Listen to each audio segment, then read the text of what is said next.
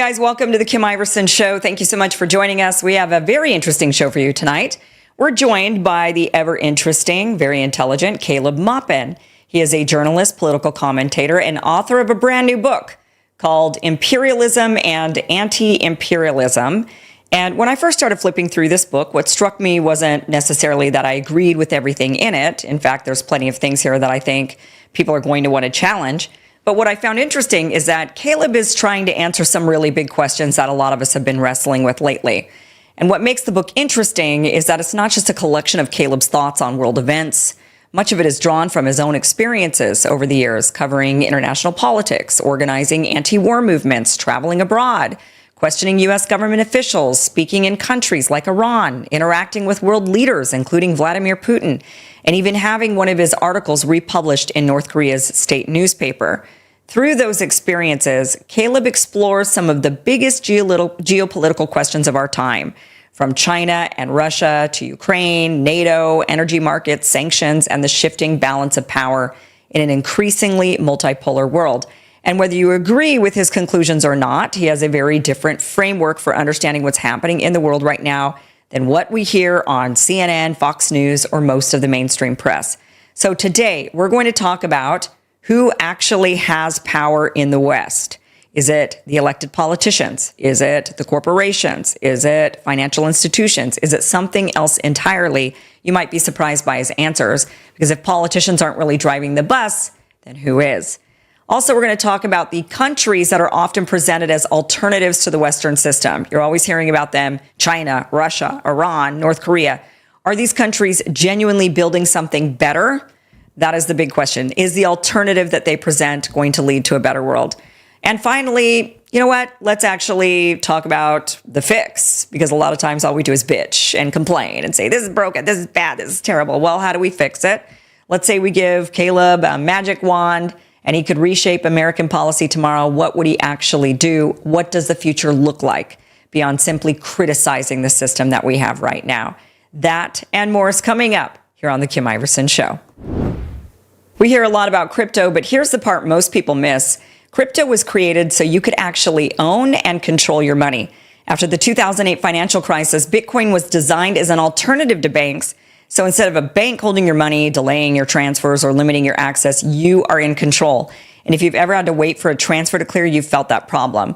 Well, now fast forward to today, and everyone's heard of crypto, but getting started still feels complicated. That's exactly why I use Rumble Wallet. It takes all that complexity and makes it simple. Choose what you want. Maybe it's Bitcoin, dollar-backed stablecoins, or even digital gold backed by real gold. No complicated setup. It connects with MoonPay, so you can use your credit card, debit card, or bank and be up and running in minutes.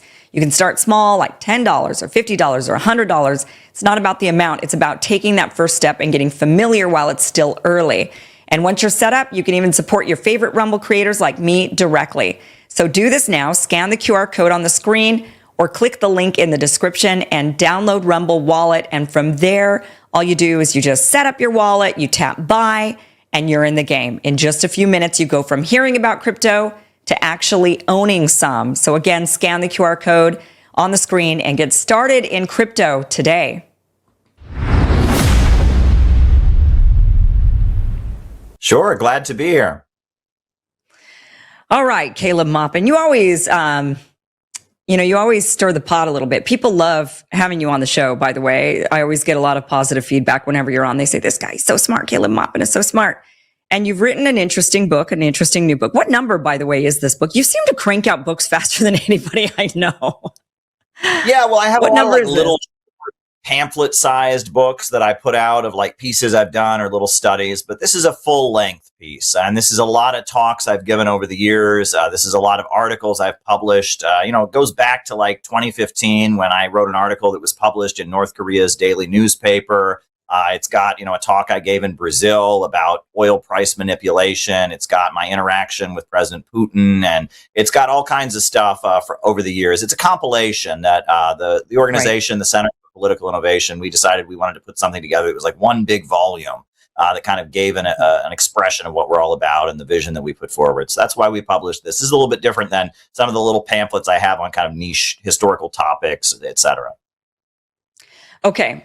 Well, we are going to get into, how you do envision the world and how you would like to see the world. But I want to first start off with when I thumbed through the book, you and also our previous conversations, you really divide the world into two camps. And I think a lot of people are dividing the world into the two camps. We've got the Western world, right? And then we have, and the Western world is centered on Wall Street, London, NATO, sanctions, imperialism, right? Like Western imperialism, the Western bloc, right?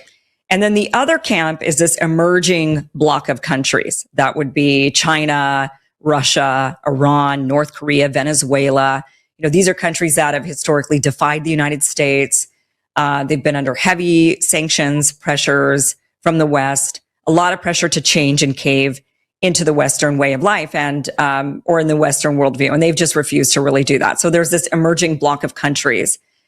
And I guess the question is, first of all, because the politicians seem to be making the same exact decisions. It doesn't matter if it's Democrats or Republicans running the show, right? It doesn't matter when we switch presidents. People thought they were getting something different when they voted for Donald Trump. I mean, a lot of people really hoped, I myself included, really hoped that we would see some serious change. And instead, we got more of the same. We really got more of the same. So I guess the question is, to start off, is who really runs this Western bloc of countries, this Western imperialism? Who's really running it? Sorry. I had an alarm go off there. Sorry. Yeah. So who really runs this Western bloc of countries, would you say? I think we need to look into some of what's been written over the years. Carroll Quigley, who was a mentor to Bill Clinton, he wrote about the Anglo-American establishment. And this was in the 1950s and 60s. He wrote a lot about how within the rich and powerful in the United States, there was one particular entrenched interest that was tied in with Britain, that was tied in with some of the wealthy oil money in New England. He wrote about that. There's other things that have been written. Carl Oglesby wrote a very good book called The Yankee and Cowboy War that gets into this and kind of the divisions among the American elite. But when it really gets down to it, every year, I think Forbes magazine publishes a list of the richest people in the world. And I would say that list is utter nonsense, because all the people on that list are so poor that they have to keep their money in their own name, right? I mean, Bill Gates and Carlos Slim and people like that, they're not the ones that really have the power. But if you look at like the Rockefellers, that's one of these old New England oil banking dynasties, goes back to John D. Rockefeller of ExxonMobil. They have more money than anyone can calculate. During the 1970s, one of them was being appointed and confirmed by Congress, and the press all tried to investigate how much money they actually had, and they couldn't figure it out. It was so wrapped up in so many different trusts and foundations and different estates, and they don't even know how much money they have. And the people who really run the West, I would say, you can call them the New England establishment, the Eastern establishment, the Anglo-American establishment. It is a group of very, very wealthy people that are tied in with Britain, that are tied in with the British Empire and their perspective. And the outlook that they have, which is a very important thing to understand, is they believe growth is bad. They believe in overpopulation. They believe there are too many people in the world, and they believe we desperately need to stop economic growth. And the reason they believe that is because they want to be at the top. And if the world continues to grow, they're going to lose their place. And that is their perspective. And the difference between the Western world that is dominated by these forces and the countries that have broken out of Western domination is the question of growth. And that, if you talk about communism, you're kind of missing the point. The point of so many of the revolutions of the 20th century was these were poor countries that wanted to have economic growth. They wanted to raise themselves up, and being under the domination of Wall Street and London wasn't going to enable them to do that. So they had revolutions to have growth. And now many of the countries that are, in this oppositional camp, the countries, they're not really communist in their ideology, so to speak, right? Iran is, it's Islamic revolutionary ideology. They disagree with Marxism vehemently. Some of them, there's a Marxist influence, like Venezuela, the Bolivarian Revolution. But the essence of what they want is economic growth. Whereas the West is led by ultra monopolies that have determined that growth is bad and we cannot have economic growth. And that's because they want to stay at the top indefinitely. And those folks are tied in with oil, right? The world runs on oil. You get on a plane, you drive a car, that's oil. Any plastic that you have, that's oil. A lot of our electrification is coming from oil, and oil runs the world. We're in a petroleum-based economy, and they have cornered the market on oil. And they want to keep the world on oil, and they want the world to stop growing. So it continues to be centered around them because they run the oil markets. And they've historically not been friendly to nuclear power. They're certainly afraid of fusion energy because that would put them out of business. And that's who really runs the world. And Israel is an essential part of their system. There's no question about it, because Israel is a country that was created by the British Empire, the Balfour Declaration, in the Middle East, an oil-rich region, as an outpost of the West. And Israel has developed its own kind of center of power. You could say probably back in the 50s and 60s, you could say Israel was a puppet of America and Britain. Israel was an outpost of the West. I would say Israel has its own center of power at this point. Israel is able to kind of demand things that don't work in the overall interest of America or Britain, but serve it in the short term. And Israel is able to nullify and overrule the decisions of the wider Western system. And we saw, for example, when Netanyahu was facing kind of protest movements in Israel, George Soros was funding kind of liberal protests against Netanyahu. That was, to some degree or other, the West trying to reassert control over Israel. But Israel has its own center of power. And they're very much an outgrowth of this kind of oil banking elite that run the West, the ultra monopoly. Now, it's really interesting when I think about it, because just with even the Greater Israel Project, right? Wanting to, of course, you've got these Zionists that want to take a bunch of land. And maybe the main motivation for some of the people that want to take all the land is because it's, what God said, right? They say, well, it was promised to us 3,000 years ago.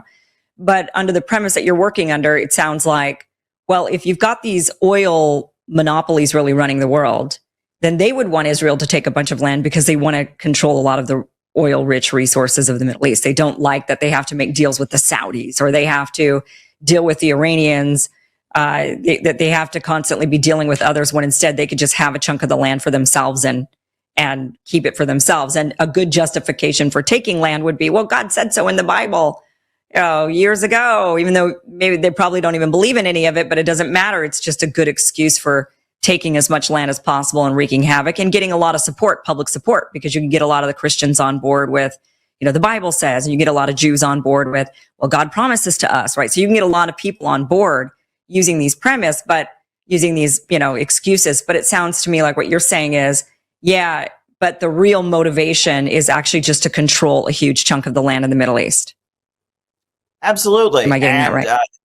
At the end of the day, the world runs on oil, and the countries that are at odds with the United States, largely, not entirely, they tend to be countries that have lots of oil and have reasserted their control over their own resources. The way Putin fixed Russia's economy after the fall of the Soviet Union was he created two mega corporations, Gazprom and Rosneft, two mega state-controlled corporations. He studied not just Marx like they did in the Soviet years, but he also studied dirigism, the economic theory, of kind of French nationalists. So this idea that you build a major corporation that is what they call a national champion. And Putin actually wrote in his academic thesis, we're going to make two national champions, a gas company and an oil company that will be at the center of Russia's economy, and will use that revenue to subsidize and reindustrialize Russia after the fall of the Soviet Union. And he put it into practice, and it was very successful. The Islamic Revolution of Iran was largely about control of the oil. And it was a revolution against BP and against the Shah that was corrupt and allowing Iran to be impoverished while British bankers made money off of Iran's oil. And Venezuela, if you look at that, Venezuela is an oil-rich country, and Hugo Chavez came to power promising to use the oil wealth to make Venezuela stronger. And that these countries tend to be countries that have taken control of their oil resources and are using the oil revenue to enrich their own population, and are then competitors with the Western oil monopolies. Libya used to have the highest life expectancy on the African continent, and it was bombed and destroyed. And now Libya barely puts out any oil. Its oil output is much lower than it once was, and they're not a competitor anymore. And everyone who was buying their oil from Gaddafi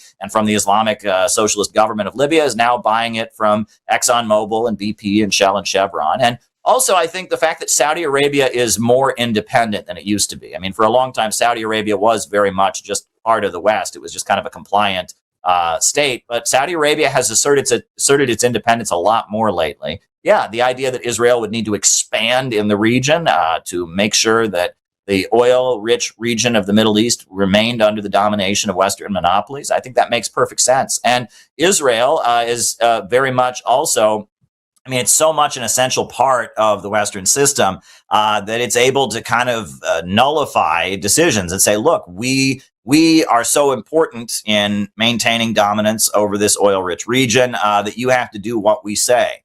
And we're increasingly seeing that. And efforts to deny that, I hear different voices that want to say, well, Israel's just a tool of the West. It's like, well, no, Israel is such an essential part of what keeps the West in control of the Middle East, that they're able to kind of assert their own interests in ways that they weren't generations before. I mean, it's an interesting thought, really, because I guess the question I would have is why not the Kurds, right? Like, why did they choose? There's a lot of groups with nationalistic interests. There's a lot of groups that fight and cause a lot of problems in the region because they want land, right? They want to create a nation for themselves, much like the Jewish people inside of Israel who wanted to do that, the Zionists. So, then I guess the question would be, why the Jews and not the Kurds, for example? Like, the Kurds were also fighting. They also want a giant chunk of land in the Middle East. Why not support them? Why not back them? And I mean, I guess with what you're asserting with, I'm interested. What do you think the answer to that is? Why not these other groups? And why this group in particular? There weren't a lot of wealthy Kurdish families in Britain that had a lot of power in the 1800s. But I think the fact that Theodore Herzl was able to get the support of the Rothschilds, of Jacob Schiff in New York City, and a lot of very, very wealthy folks for the Zionist project, and that they were able to pitch it to the British Empire, right? The British Empire, one of the most powerful empires in the world, they were able to sit down with them and say, look, we will be your settlers. We will create a settler state in Palestine, and we will do this. And they were able to get a lot of financing and a lot of influence. That had a lot to do with it. I think that, the Kurds are one ethnic group, and there are different ethnic groups throughout the region. And, they've revealed the Oded Yinon plan. Israel would like to see the Sunni and the Shia fighting indefinitely. It would like to see regional and ethnic and sectarian conflict throughout the region. The USA will arm one group against another and then switch sides. But Israel is an entrenched interest in the West, and it had key allies, and it was able to make its case. Well, I mean, it's an interesting. I guess it's that what's supported in this is that the Kurds don't have as much power. I mean, when you look at the Kurdish people and their attempt at gaining land, they have been unsuccessful, but they are extremely competent fighters. I mean, they're very competent. So theoretically, they should have been able to do exactly what the Israelis have been able to do, but they haven't been able to do it. So I guess it proves the point that, well, it takes more than just this desire, right? You can't just have a desire and a ferocious fighting force. You have to actually have backing of some kind, this group of wealthy people that are truly running the West, the people who are really in charge, have to actually support your endeavor and really want to put a lot of effort into it in order for it to succeed. Otherwise, it won't. You'll just be like a lot of these other groups that, we see them throughout in a variety of different areas. I mean, from the Kurds to even like the Uyghurs in China to, there's little pockets of people that have at times, some of them have had nationalistic ideas. Texas. Texas is another one, right? Here in the United States. So Texas being one, but you really have to have this kind of backing, some sort of bigger machinery behind you, not just the will and the ability to fight. So it seems like you're saying, these real power structures actually supported Israel. Yeah, Israel is tied in with the Western financial elite. There's a lot of wealthy families that were on board with Theodore Herzl and his project, that were able to pitch it to the British Empire, that they were very well connected, and that Israel, I mean, you look at how many entities in America that are powerful financially are directly tied into Israel. I mean, here in New York City, people talk about real estate. How many Israeli companies own property in Brooklyn, New York? That Israel and the Western system are almost completely integrated, whereas there are different ethnic groups around the world that maybe they have a couple people over here. Maybe there are some rich American families that are tied in with them, but it's not the same. Yeah. Yeah. It's interesting because right now a lot of people feel like Israel runs the world, right? Or the West, I should say. Israel's running the West. Israel's really in charge. I mean, here we are in another war because Israel wants another war. But you would argue, no, it's not really Israel. Well, it's not that simple. That's an oversimplification, is how I would put it, right? But I would say interests tied in with Israel, interests that are very much invested in Israel and connected to Israel, definitely run the world. There's no question about that. The enemy of your enemy is not always your friend. I mean, what's interesting about that is you've got obviously, I mean, what you're seeming to describe is that you've got this obvious Zionist movement inside of Israel, right? These people that really just have some sort of a belief system, and that's why they want to do it. And so then you've got the wealthy true rulers of the world, the real kings and queens, and they're using that desire to get what they want. They basically have right now similar endpoint desires, right? They both want to gain a bunch of control over a huge chunk of land in the Middle East and totally control it. But in the end, I'm interested to see how that pans out because, like I said, the enemy of look at what happened with Al Qaeda, with Osama bin Laden, right? Arming the Mujahideen in the first time in Afghanistan against the Soviets. And then what? Eventually the enemy of your enemy rises up against you because they don't like you either, right? They didn't like them and they also don't like you. Same thing with Syria. Right now, it's like Israel seems to be really backing Syria and backing this new Al-Qaeda ISIS leader that's running the country. But that guy's not going to be loyal to Israeli interests for the rest of his time, right? He's going to eventually turn on them. So you have to be really careful. I'm curious if you think the Zionists would eventually turn against the wealthy oligarchs who are really truly in power. Well, it's interesting because I would argue that to some degree or other, they already have. I mean, that's the divide, the rise of the new right and kind of the sentiments that Trump was appealing to when he ran. I mean, obviously he's not, working, he's not carrying out what they want, was there are many rich and powerful people in the Western countries who are saying this global financial system is not benefiting us. We're not benefiting from these wars around the world. We're not benefiting from having the rules be written by these ultra monopolies. And we do want economic growth. We do want, stability. I mean, I think of like some of the people that were supporting Trump, like Bernie Marcus, for example, right? The guy who owns Home Depot, huge Zionist, huge supporter of Israel. But, people can't shop at Home Depot if the roads outside of Home Depot are not paved. They can't do it, right? And I think about like Hobby Lobby. Again, they were supporters of Trump, the big Zionists, because they're evangelicals. But during the pandemic, during the lockdowns, they had to close down all their stores and they lost a huge amount of money. And, the COVID lockdown where basically all the small businesses were crushed, that didn't benefit them. And that there are many rich and powerful people in the West that are not part of this elite group that is committed to degrowth, that is committed to saying we have to just stop humanity from marching forward.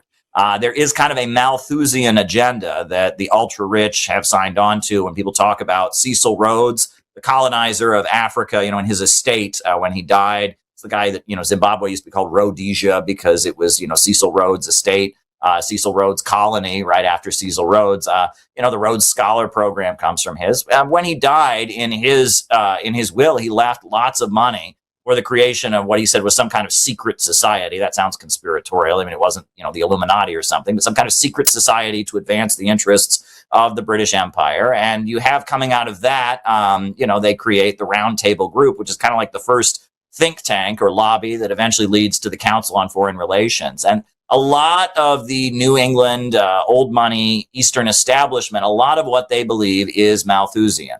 There are too many people in the world and that growth is bad. Growth must be stopped. Whereas most business owners want economic growth because they want to make money. They want to make lots of money. And the countries around the world that have broken out of Western domination, they want economic growth and they want to lift their people up and they want to electrify and wipe out illiteracy and pave their roads and lift their people up out of poverty.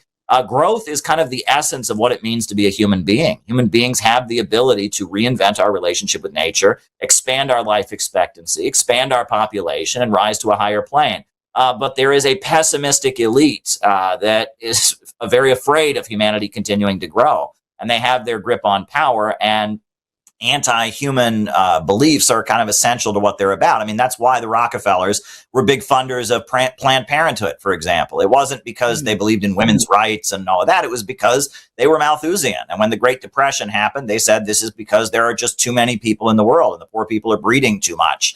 And that's why when you listen to the World Economic Forum and they're always talking about overpopulation, I mean, that's what they believe. Humanity must stop growing so they can stay at the top forever. How do you think they're going to, it seems like there's another emerging group of, I would call them shadow kings and queens. When I think about this group that you're describing, it seems like shadow kings and queens. They're the real true rulers. Everybody in the elite world knows it. They bow down to them. They cater to them. They do whatever they want. The rest of us are totally unaware. We think we have democracy, right? We keep electing leaders thinking we're going to get change and we never do. And then at some point we have to realize because we don't actually have democracy, we have a monarchy still. These people just don't wear crowns and they don't live in castles that we can identify as easily as we could in the past, right? But there does seem to be this new group emerging of wannabe kings and queens. It's the AI tech bros, right? They're rising up. You got the Elon Musks who say he wants more of a population, not less of a population. You got all these AI, all of these, just really the tech oligarchs that are rising. And it seems like they're vying for power. And what's interesting also about them is a lot of them seem to be centered around Israel as well. A lot of them seem to be wanting to make industry in Israel, wanting to move a lot of the tech into Israel. Seems like they don't have as many restrictions here in the United States. A lot of them, I think, are also moving into China, but maybe it's not as openly acknowledged, but certainly Elon Musk is quite entrenched in China. So what do you make of this new group rising? Because this old oil money, I mean, at some point, the crown has to come off of this group. I mean, the world is less reliant on oil. We're moving toward green energy. We're moving toward a lot of other sources. So at some point, this is just automatic. I mean, the oil wars are going to end. They would have to. I would think it's inevitable. What do you think of that? Well, there's a couple layers to that. I mean, first of all, when you talk about green energy, a lot of that is just, trying to reduce the amount of electrification. And that actually benefits the oil banking elite because the less oil there is in circulation, the more it goes up in terms of price. And that oil scarcity has long been their goal, right? If you decrease the amount of oil in the world, the oil that they have then becomes more valuable. And that a lot of times there are a lot of environmental groups and such that are funded by big oil because they know when the regulations are written, they'll get to write them. And that especially during the Obama administration, big oil was desperate to stop the frackers because the fracking companies were their competitors. They were out of their dominion, right? And they wanted to write the rules so that these they call them the fracking cowboys, these kind of small companies like Noble Energy and others, they were competition. And I remember, it was kind of hilarious. Rachel Maddow would be, ranting every night about these oil rich people, these Koch brothers that are so bad. And she'd be sitting in a studio in Rockefeller Center, as she's ranting against big oil. It's obvious who she's working for, and that little oil has often been the source of kind of oppositional politics. You go back to the 1950s and the John Birch Society and Joe McCarthy. A lot of that was like little oil companies that were in competition with big oil monopolies. Big oil can sometimes be quite liberal in the American sense, in the sense they want environmental regulations that they will get to write to benefit things and make sure that they benefit and their competitors are put out of business. So that's an important aspect of this. The other thing is that you have figures like Elon Musk. I mean, a lot of Elon Musk's image, I think, is manufactured. He's trying to be an Ayn Rand hero. He's trying to be Howard Rourke, and he spent a lot of money to try and cultivate this image of this self-made industrialist who, he's like, every business school student's ideal hero who they want to be, a titan of industry. How much is he really that? We really don't know. But there's an effort to kind of corral the bulk of wealthy people in the West that are not on board with the degrowth agenda. And there's an effort to kind of show them that they have a place. There are people in the government that hear them, that listen to them, that respect what they want, right? Elon Musk very much likes to give voice to kind of the landowning families of South Africa, right? Because they are very afraid of having their land redistributed by the African National Congress and some of what's going on there. And those are English families, right? I mean, it was the British Empire that colonized South Africa and acquired that land. So, he's very much tried to say, oh, we hear you and we're not going to let them take you, and kind of rally them and then transfer that into hating China, et cetera. So, these figures serve their role. But again, I would maintain that they're not the ones that are really running the world. They're kind of poster boys, if you will. They are there to kind of give voice to widespread sentiments and corral wealthy interests in different directions. What they don't want is a big division. They don't want these forces to say, look, we just are going to trade with the rising new economy. Because at the end of the day, if you really want to make money now, if you're a wealthy person who just wants to make money, you would want to trade with China. You'd want to trade with Russia. You'd want to trade with the rising, economy that's on the Eurasian world island. I mean, there's a huge amount of wealth being generated. And why would you not want to be in on that? Well, if you're a part of the ultra rich who are playing a geostrategic game and say, we've got to run the world forever, you say, well, we got to boycott them forever. But if you're just a wealthy person who wants to make money, why not trade with Russia? Why not trade with China? Why not, open up and do business with North Korea? I know one of the biggest supporters of Trump when he went to North Korea in his first term was what was his name? I can't even remember his name. He was the guy who had done business with George Soros, and he was kind of a billionaire who lives in Singapore, and he was very happy he wanted to invest in North Korea. And if you look at it, North Korea, the population in North Korea, most of them can speak 2 to 3 languages. It's a very well-educated population, and those mountains in North Korea are full of minerals. They're already producing their own cell phones in-house because the minerals that are necessary are found in the mountains of North Korea. And at some point, North Korea is going to open up for trade, and it's going to be a bonanza. Loads and loads of money is going to be made when North Korea is able to negotiate a situation where they will have the protection of Russia and China and can give up their nuclear weapons with Russia and China assuring them they'll be protected. And at that point, it's going to be a bonanza. So why wouldn't American companies want to get in on that and make money? Well, because the foreign policy elite have said, we have a geopolitical game to play. These are our enemies. North Korea is close to Russia and China. We need to boycott them and cut them out. Well, I think there's a lot of wealthy people who just want to make money. Well, it's very interesting, Caleb. I mean, it's interesting that many of us, I think, over the years have kind of, I think that for a long time, people said it's all about the oil, right? Everybody, it's all about the oil. Every war is about the oil. It's the oil money. It's the oil families. But people over the years have kind of strayed away from that and gone toward, no, it's other interests, it's other groups, and, kind of moving blame somewhere else. But you're saying, no, the blame is still very much on the oil families, the oil money and the oil families. That's where it still is. Don't take your eye off that ball. It sounds like what you're saying. Absolutely. I would say that's where the power is. And the world is going to move beyond being run on oil, and fusion energy is the future. And there's all kinds of breakthroughs going on, and nuclear power is a reality. Russia is building nuclear power plants all over the world and making arrangements with countries to build nuclear power plants, even though they're an oil exporting country, because that's the future. The world isn't going to be centered around the oil bankers for too much longer. And they know that. And that's why they're determined to stop human progress. All right, let's talk about China, Russia, Iran, North Korea, Venezuela. So you and many others have presented this group as, they're part of the same sort of camp. There's this new rising global order, sort of, or an anti-imperialist camp. But these countries, when you really look at them, besides being anti-imperialist, besides being anti-America in that anti-imperialism sense, these countries have wildly different systems. And these countries really don't have much in common. When you actually look at them individually, they have different religions, different languages, different economic systems even. You could say China is more of a state capitalist country, right? I wouldn't call them communist at all. I think they have capitalism. It's just state capitalism. Iran is still very much an Islamic republic. Russia's nationalist, I would say. North Korea, hereditary socialist. It's kind of hard to know exactly what North Korea is. Venezuela is something different. They're all so different. First of all, do you think they're really the good guys? A lot of people will kind of idealize these groups and they'll say, well, anything anti-imperialist, anything anti-West, they almost say these are the good guys, like China's the good guy or Russia's the good guy, or, these are the good guys.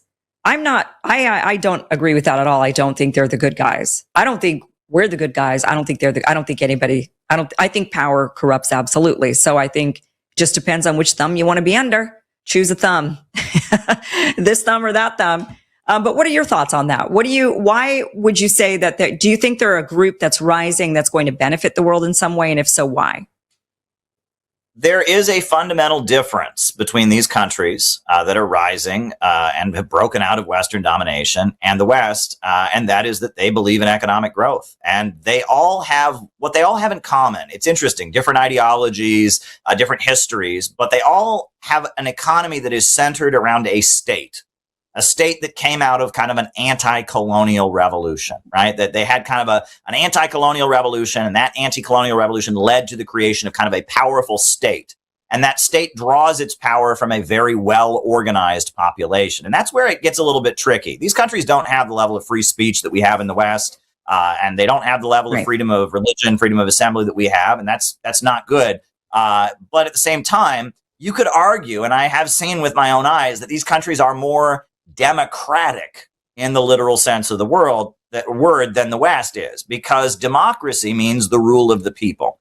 And if you go to Iran or you go to Venezuela, those governments wouldn't be in power for 2 seconds if it wasn't for a very, very well organized population of people who wake up every day and say, it is my job to carry out the will of the Islamic Revolution in my neighborhood. And, they're part of a Basij council, and they're patrolling the streets to make sure women have a headscarf on, and they're meeting with their neighbors and talking about what the supreme leader just said in his latest proclamation. They are heavily involved in the governing process in Iran.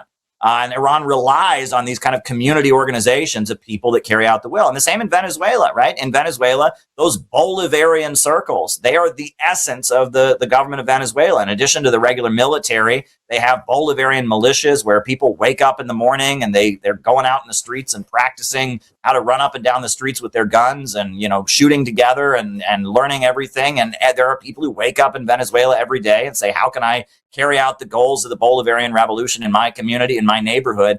And these states rely on that. And even Russia to some degree. It's not what it was during the time of the Soviet Union, but the Soviet Union is never coming back. It had its problems. But China, every apartment building has Communist Party members that are actively, trying to, keep track of making sure everyone in the apartment building is following the Communist Party's agenda. The people are very, very, very heavily involved in the governing process. And in the West, it's the opposite. In fact, people are not involved in government at all. The government is just kind of, in many ways, it's just doing whatever it wants. And we're just kind of, standing back and objecting more and more loudly and voting for it to be different and not getting what we want. So that's important to keep in mind. And when it comes to the issue of human rights, we have to remember that human rights is related to development. Nobody anywhere in the world was talking about freedom of speech and freedom of assembly and the right of conscience and et cetera, human rights of man. No one was talking that way until like the 1400s in Europe. And were people just evil until then? We were all just big, mean people who didn't believe in freedom until John Locke was born? Of course not. It was based on a level of economic development. You couldn't try running a feudal society in the year 1000 in medieval Europe. Try running that on the basis of everyone can say whatever they want and believe whatever they want. It wouldn't work, right? That the level of development necessitated a level of authoritarianism.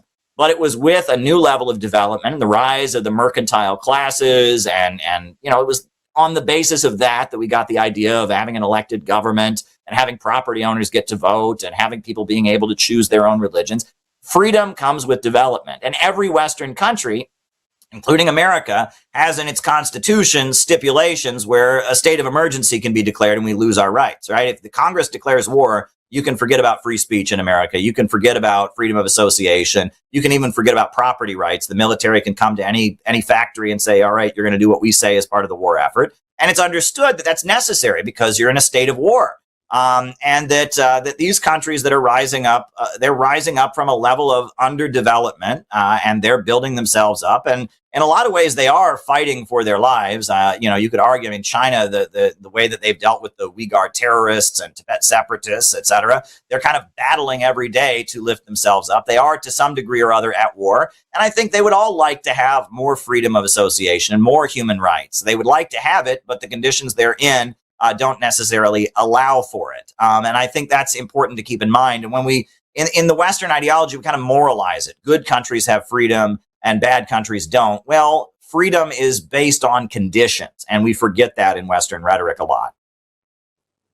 I would argue, though, that China and Russia are way beyond that point. I mean, I don't think those countries are suffering. I don't think if you go to those countries, you're going to see a bunch of poor people or struggling. I mean, in fact, the opposite, especially with China, the exact opposite. Yeah. I mean, it's like obviously way more developed than even the United States at this point. So, and Russia's booming, doing really well. People are living great lives in Russia at this point. So I think they're way beyond that. And then so, I mean, I understand not every society values freedoms in the same way that Western society values freedoms.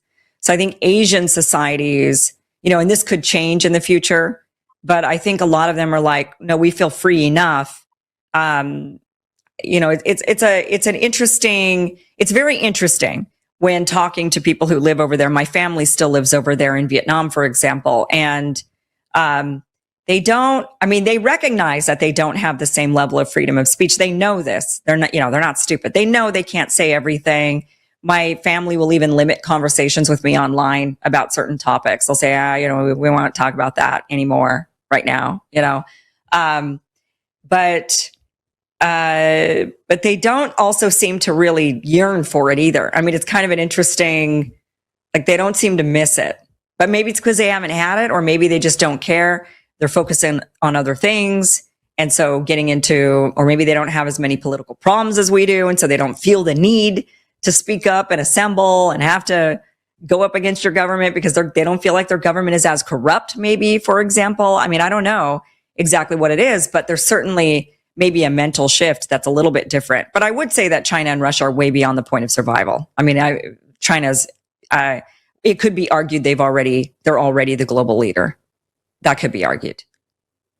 What's interesting is that with these countries, there's a little bit more honesty. Liberalism and the open society and the West, right? Life, liberty, and the pursuit of happiness, total freedom of speech, total freedom of association, total freedom of religion.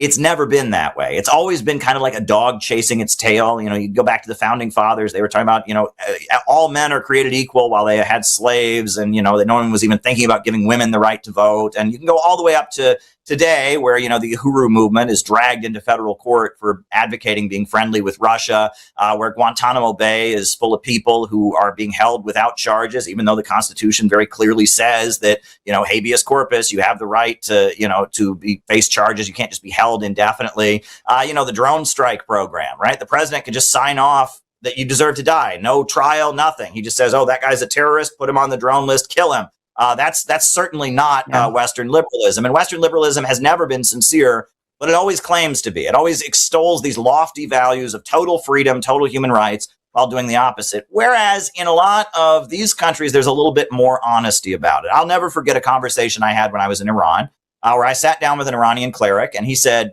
Caleb, we are not a total democracy here in Iran. We are not. We have voting, and we have different political parties and candidates, but we have this thing called the Guardian Council. And before any candidate can run, the Guardian Council has to look into them and make sure that they're a good Muslim and they're in line with our Islamic revolutionary ideology. And if so, we approve them. And if not, they're not allowed to run. And that's not pure democracy. But you have the same thing in America. It's called Wall Street. It's called big money and big corporations. And they look into all the candidates and make sure that they're in line with what they want and all of that. And who is it better? If your democracy is going to be guided by certain people, is it better it be guided by whoever just happens to have the most money? or by the people who led the revolution, toppled the US-backed dictator, oversaw the electrification of the country and poverty alleviation, and are considered the most important religious scholars in the country. Who is better? And I thought that's a really good point. And ultimately, I would like to see a totally democratic society. I would like to see a society of total freedom. And in fact, I'd like to see a world free from any coercion. Right? Imagine a world where we could all just kind of do what we feel like doing and there'd be enough abundance for everybody. But the road to that is eliminating scarcity. And I think, honestly, that kind of world is not that far off because of artificial intelligence. I mean, with computers now, we should be living in the most abundant society that has ever existed because computers can do almost anything. But yet we have an irrational economic system where self-driving cars would lead to millions and millions of truck drivers out of work and all the traffic courts shutting down and all the Uber drivers and state highway patrolmen losing their jobs and poverty and riots in the streets. That doesn't make sense. We should have an economy where technological advancement leads to abundance for all. And I think when you have a state that is well rooted among the population that is organizing the economy, you're not going to have these kinds of issues. You can have the state say, okay, we're going to control the natural resources. We're going to allow and promote and fund and invest in business to flourish, but we're going to control the economy. And you can have a situation where technological advancement and the abundance it creates doesn't lead to poverty. Whereas in the West, profits are in command and your only value is your ability to rent yourself out to a boss. And now we have a situation where technological advancement is creating poverty. And that's the big issue that underlies all of this. And I think that's why the elite are getting desperate in their Malthusian schemes, is because they see they just don't need us anymore like they once did. Right. And they're desperate to drive down the population, drive down consumption to stabilize the economy. So you're kind of saying that you don't think there is like a good or a bad, you just think it's different. It sounds like what you're saying here. Like if the world starts being run by China, for example, rather than the United States, you think that if China was now the global dominant, flexing their muscle the way that the United States does, however China chooses to do that. I mean, the United States does it through bombs and drones and a lot of bullying. China maybe would do it in an entirely different way. Do you think that they would do it in a different way? Or do you think that they would become militarily aggressive? Do you think that they would, because like I said, I think power corrupts absolutely. I think no matter who gains the power, unfortunately, I mean, maybe you get lucky once in a blue moon and you end up with a benevolent leader. But for the most part, I think power corrupts absolutely. So if you end up with China in charge, what does the world look like? Do you think it's better than what the United States is doing? Well, I don't want China to be in charge, and I don't think China wants to be in charge. I want America and China and Russia and all the countries of the world to share power. And I want a multipolar world where we don't buy into the idea that the world has to be centered around Wall Street and London. And I would like to see a world where America and China can trade with each other to mutual benefit. And we get wealthier as China gets wealthier. And it's not a competition, but it's a shared gain for all humanity. And I think that when I listen to the words of President Xi Jinping, that's what he wants as well. I don't think it is China's aspiration to dominate the world or to export their system. They call it socialism with Chinese characteristics, and they have never exported their system. I know in the 1970s in America, there were various communist groups that espoused the Chinese line. And in the 1980s, the Chinese government basically told all those groups, we don't want to work with you anymore. We're not interested in exporting our system. They said class struggle outside of our own borders is of no interest to us. And that China's main way of, kind of sharing power or connecting with countries around the world has been building infrastructure, right? It's been investing in countries and building up the infrastructure, the roads, the highways, the airports that enable a country's economy to flourish. And then there's more of an economy in that country. More people start businesses, more people are able to get good paying jobs, and China's already there investing. And so China gets wealthier and the country gets wealthier, and it's win-win cooperation. And I think that's what China, at least at this time, seems to be aspiring for. But I don't want the world to be run by China. I want the world to be run by the people of the countries they live in. I want people to have sovereignty, and I want prosperity. And I don't want the world to be a zero-sum game. And I really don't buy into the idea that growth must stop so that Wall Street and London can stay at the top and control the oil markets until the end of time. I believe that humanity is growing and expanding more rapidly than ever before. And technological advancement lays the basis for a world of abundance and freedom from coercion, and that we should celebrate humanity's unique creative ability. Yeah. I mean, I agree with you right now that I don't think China has the ambition to run the world. I don't think that's what they're thinking. But I'll tell you, the Chinese people are different. I mean, Xi Jinping might have that viewpoint right now of, look, we're just trying to build. And you can understand their perspective because it's like what you've been saying, which is it's about economic prosperity, needing to grow. And Xi Jinping has been just hyper focused on, we need to turn this country around, right? We need to build, we need to grow, we need to have economic prosperity. But once you get to that point of economic prosperity, I guess this is what I mean by power corrupts absolutely, is that once a country gets to that point, and now they're high and mighty and they're no longer needing to worry about things like economic development or survival, then that's when things shift. And the Chinese people historically, you know, they're very proud people. And they, you know, and cocky sometimes, I mean, just outright cocky about how great they've been in the past, especially towards the rest of us Asians. And we can, you know, our countries, you know, my country, you know, I'm obviously American, but my mother's country is Vietnam. You know, we have a very different perspective about how sometimes the Chinese can treat others that are around them when they're dominant. And it's not pleasant, you know, unfortunately. And that's why I say, like, yes, even though right now they might have a viewpoint of, look, we're just trying to economically develop. But once they gain power, history does repeat itself. And historically, there have been, you know, in Asia, a ton of wars, a lot of conquering, a lot of, you know, it's like whenever any group gets a lot of power, they start kind of exerting that power, and unfortunately in really brutal ways at times. Or, you know, the Chinese have a tendency to say things like, we developed it, we gave it to you, it's because of us, you have this thing, you know, to the rest of the Asian countries. It's not very nice, but it shows a mentality of, you know, maybe when Xi's gone and there's a lot of prosperity, another group comes in and says, well, if it weren't for us, you'd be nothing. And that unfortunately sounds a lot like America, right? That sounds a lot like the US mentality toward the rest of the world right now, which is, well, if it weren't for us, you know, you'd be broke, poor, and barely surviving. And so you got to do what the West says or else. And I guess that's my fear with a rising, not that I don't want these countries to rise. I just think that we have to be aware that, you know, swapping it out for another country doesn't mean something's going to be better. And I think a lot of people have these kind of rose-colored glasses where they think, oh, well, once the world's ruled by China and Russia, we're all going to be, you know, it's going to be rainbows and butterflies. And I would say, I would maybe think twice about that. I don't think it would be. I think we're just swapping out. I think we're just swapping out horror for more horror because leaders tend to terrorize us a little bit or a lot. But, well, you know, how do we prevent that, I guess? There's a rising interest in geopolitics in Eurasia, in Russia and China and other parts of the world. And that is the study of how relationships to geography, land masses affect political systems and developments. And if you look at the past 5,000 years, there have been different types of empires that have arisen. The Roman Empire, for example, on the Italian peninsula, it was a sea-based empire, and they said all roads lead to Rome. They controlled the roads, they controlled the sea routes, and they extracted tribute, and it all concentrated into one mighty city of Rome. And the British Empire was very much like the Roman Empire. It was a sea-based empire. And then I think Alfred Mahan wrote the first book of geopolitics, the role of sea power in history. It was about how if you had a mighty navy, you could control the world. And the Western empires that have existed right up to America have been based on this notion of we'll control the ocean, we'll control the trade routes, we'll have a mighty navy that will control the trade routes, and everyone will have to do business through us. We're the global middleman.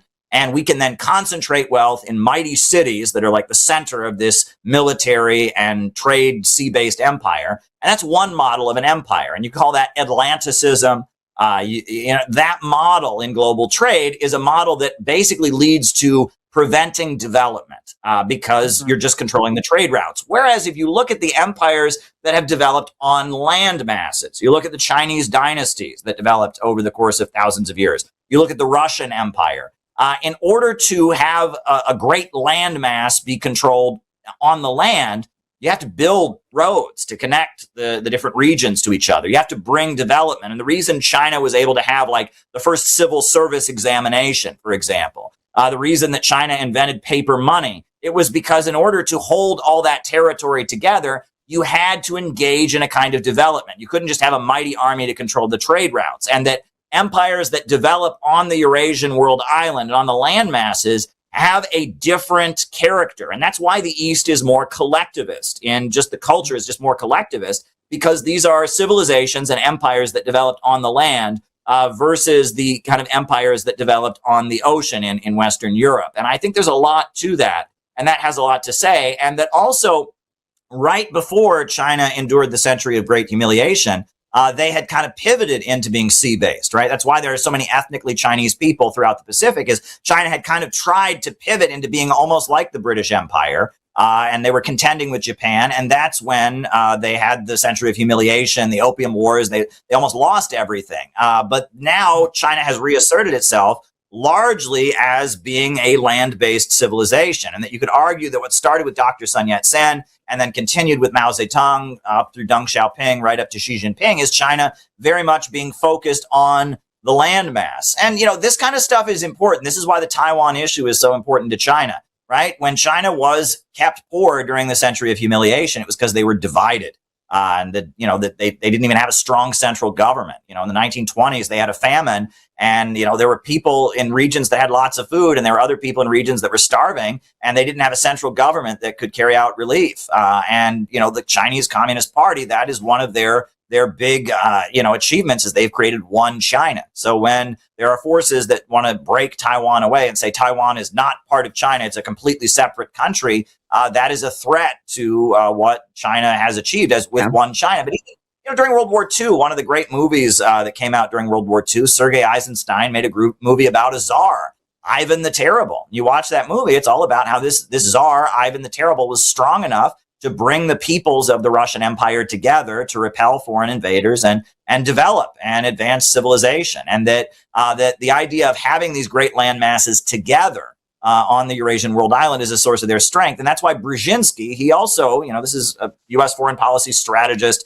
Columbia University, the guy that Obama, studied under. Brzezinski wrote about the grand chessboard, and the strategy is keep the barbarians killing each other. To maintain control over Eurasia and play up every ethnic and tribal and religious difference and keep Eurasia divided. And that's how the West can maintain their power. It's very interesting. Yeah. Let's talk about the positive vision of the world. So if you were to get everything you wanted tomorrow, so that would be like less, I don't know exactly what you would want, but for me, less NATO or none at all, less intervention, obviously, less Western dominance, all of these things that we've discussed and things that people point out. And this is the thing, is that most of us will criticize, will say, well, we don't like this, we don't like that, this is terrible, this is wrong, but we don't really come up with a solution with, to how do we fix it? And one of the solutions people do come to is they start to look at these other countries like China, Russia, Iran, and they think that these are going to be the big saviors. And I always say no. They absolutely will not. You'll just be under a different thumb, just like Elon Musk buying X or Twitter, right? It was, okay, well, we're going to free it up. We're going to not have any censorship, only for people to find that the censorship just switched. I mean, I do think it's better, but there's still censorship, let's get real. And it still exists. And a lot of people would say that the platform is worse now. So I don't think there's a big savior that comes around, but maybe there is. I mean, in your world, I'm just curious, what would be if I gave you a magic wand and said, Caleb, make the perfect world, and how would it run? Who would run it? Like, what would the vision be? Well, short term, and what it could actually be achieved right now, I think the most urgent thing I would like to see is a tunnel connecting Alaska to Russia over the Bering Sea. You look at Russia. Is that possible? That's like Russian literally, they have a lot of earthquakes in that part of the world. Yeah, it's very possible. And in fact, it's much cheaper than it would have been thanks to AI. And Kirill Dmitriev has had meetings with the Trump administration. Kirill Dmitriev runs the Russian Direct Foreign Investment Fund, and he's had meetings with the Trump administration, with Elon Musk. It's very, very possible. It's more possible than it's ever been. There's been a vision for building this for hundreds of years, going back to the time of Abraham Lincoln. And if we could connect the United States with Russia over the Bering Sea, and we could build that peace tunnel or peace bridge, that would be a huge step. And it might seem small. It might seem like, okay, we build a road or whatever, but that would connect us with the economy that's rising in the East. And it would be a step further away from the dying colonial Western order. It'd be a step further away from the British Empire and a step closer to the rising BRICS economy in the East. And little steps like that can have a big impact in terms of world history. That would be the most urgent thing. If we could do that, I think that would be a big game changer. It would pivot the U.S. economy westward. It would make a lot of property values in Alaska go up. The land in Alaska would certainly increase in its value. And it would have an impact on California, on Canada. Western Canada would certainly benefit from that. That's something I've advocated. And my organization, the Center for Political Innovation, we were out in front of Trump's inauguration. We had a big banner saying, build the peace bridge. And we handed out thousands of leaflets talking about the possibility of building this tunnel. And that could be what could pivot the United States in a good direction. In addition to that, wouldn't that be wild? That would be wild, by the way. You could drive, right? You would be able to drive from the very bottom tip of Argentina all the way to South Africa. You'd be able to make that drive, theoretically. Yeah. Wouldn't that be amazing? It'd be wild. That's for sure. It'd be really wild. A great step forward. And the way to connect people is to trade. When countries are trading with each other, they're not going to go to war. When there's money to be made, it would open up all kinds of doors. The other thing is, I've talked a lot about fusion energy. Fusion energy is going to happen. It's only a matter of time. When it happens, it should be the shared property of all mankind. We need to build some kind of United Nations for fusion energy, where China and Russia and America and Europe and France and Germany and Britain and all of them are combined into one facility, where we have scientists working day and night to just get fusion energy, so it becomes all of humanity's property. It doesn't become the property of one particular country. And I've talked about the idea of fusion city, one giant city where international forces combine to get fusion power, fusion energy. That is a vision that I've put forward that I think is important. And, I'm glad you asked me about having a positive vision, because so much of, I've been a leftist in my history. And a lot of what we do is we just complain. Oh, we down with this, oppose this. We need to have positive visions. What could we actually do to improve things? Now, the Center for Political Innovation does have a 4-point economic plan: public control of natural resources, a national jobs program to hire the unemployed, to build and pave the roads and bridges throughout America, and just kind of give America a high-tech upgrade by hiring the young people. The creation of a national bank that would inject credit into the communities of the United States and lend money strategically as part of an economic plan for making the United States, once again, a strong economy. And then to end it all, we would call for an economic Bill of Rights, but not in the same way Mamdani does. There's a lot of these younger folks that are in the Bernie Sanders camp, and it's like they say, okay, corporations get free stuff all the time, so fuck this shit, give me some free stuff. I want free college, I want free healthcare, I want to sit on my couch and smoke pot. That's not the way we should view an economic Bill of Rights. We should view it as an investment. If we're going to have a strong country, the people in that country need to be healthy, right? We need to have everyone, in good physical condition. So creating a national health service that focused on preventive care rather than helping insurance companies get rich and private companies get rich treating the illness, but a national health service would be an investment in the country. We're going to have a strong country. We need to start having engineers and scientists. We need to, educate our population. So providing education shouldn't be seen as a handout, right? It should be seen as an investment. And the same for full employment. We should have full employment, not because we just want to give people a job to, give them a wage and do some useless thing so we can give them money. No, we should utilize the labor power of everyone to make a stronger country. When it really gets down to it, the fundamental disagreement, I would argue, between the rising new economy in the East and the West is that, where does wealth come from?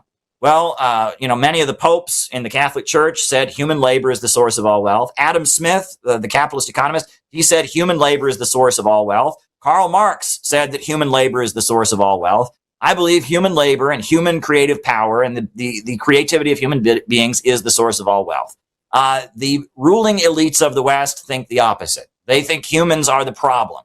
They believe human beings are what they call non-productive consumers, or, to put more crudely, useless eaters. And they believe in order to stabilize the world, we need to reduce the population, and that human beings are the problem. I don't think human beings are the problem. I think human beings are the solution. And we need a government that invests in human beings, that invests in human beings and unleashing human creative power. And if we had a state that actively saw its mission as cultivating and making human beings more productive, imagine if we had a social media app that made our kids smarter and more productive and more mentally healthy, right? Imagine if we had that. We could very easily design such a thing in our age, a social media app that was designed to make the next generation healthier, happier, and more productive. Wouldn't that be great?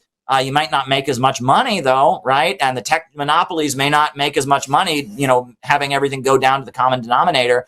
But ultimately the role of the artist, the role of the scientist, the role of the government is to make people better people. And when I spoke with President Putin, we talked about statecraft. The notion that running a government is not about winning a political dog and pony show. It's rather about governing almost as an art, the way a pottery maker makes a pot and, the way a painter paints a painting. You should govern to get the best overall outcome, statecraft. And they still believe in statecraft in the East. We've kind of lost the notion of statecraft, people talk about years ago that the president, in America was like the model. Everyone wanted their kid to grow up to be just like the president. Who is saying to their kid, grow up and be just like Donald Trump? That's who I want you to grow up into. Nobody is saying that. And you can say the same for Obama. You can say that. Our leaders in the West are almost clowns. And our politics has become, we don't even expect the government to improve our lives or to be doing better. And that's a big problem. And we need a government that is focused on raising productive forces and making society more prosperous. That's what we need overall. And I see various projects that we've advocated as the Center for Political Innovation, accompanying our anti-war work and our work against political repression. That is the focus. We need a government that invests in people. How do we get that? How do we get away from these oil oligarchs that are running the world and get toward a group of people that actually run for the community, actually do things that's better for the people, better for the community?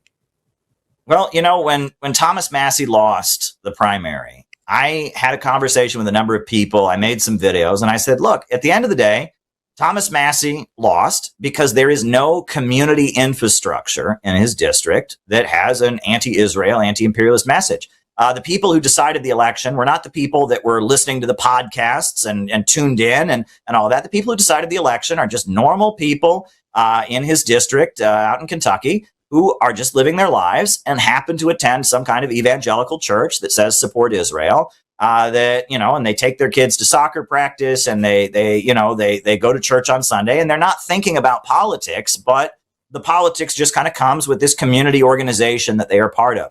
We need community infrastructure and community organizations that put out a message of anti-imperialism and pro-humanity and pro-growth messages.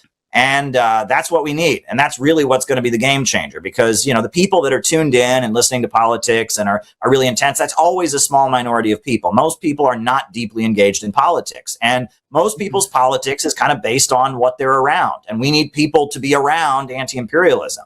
That's why the Uhuru movement was targeted by the FBI. I'm going to their appeal in federal court that's coming up in Georgia pretty soon. They were acquitted on the main charge of being foreign agents, but they convicted them of conspiracy. They're expecting that to be thrown out. They've been released from probation. They were almost immediately released from probation. The reason the FBI raided their homes in St. Petersburg, Florida, and in St. Louis, Missouri, the reason that they were targeted with drones and all of that is because in the Black community, as a kind of a Black power movement, they were building community infrastructure and they were serving the community with farmers markets, with classes for pregnant mothers, with prison reentry programs based on their anti-colonial pro-growth ideology.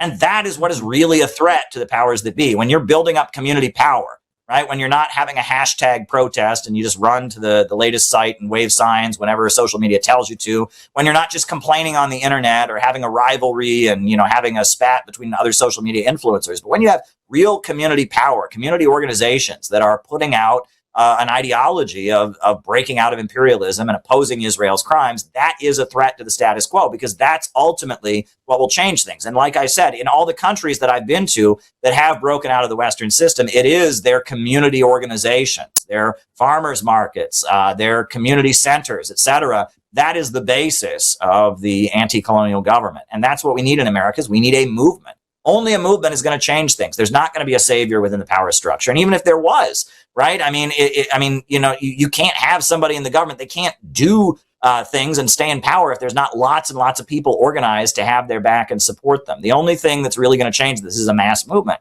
People have got to politically organize. We've got to build a mass movement. That's the only thing that's going to change things. That's not an easy answer. And people don't want to hear that, right? People want to hear anything else. They want to hear, oh, we just have to push this button, or, we just have to tweak this a little bit. Well, no, we have to build a movement.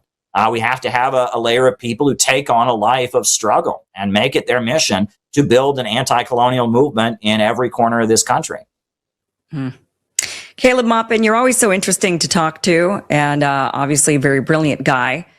So the new book is Imperialism and Anti-Imperialism. Tell us a little bit more about that, about the book, before we go. Well, it's a lot that I've done over the years, articles, speeches that I've given around the world. It's got a lot in there. I talk about Rosa Luxemburg and kind of her brilliant analysis of where the Western system was going. I mean, I profile various revolutionary figures.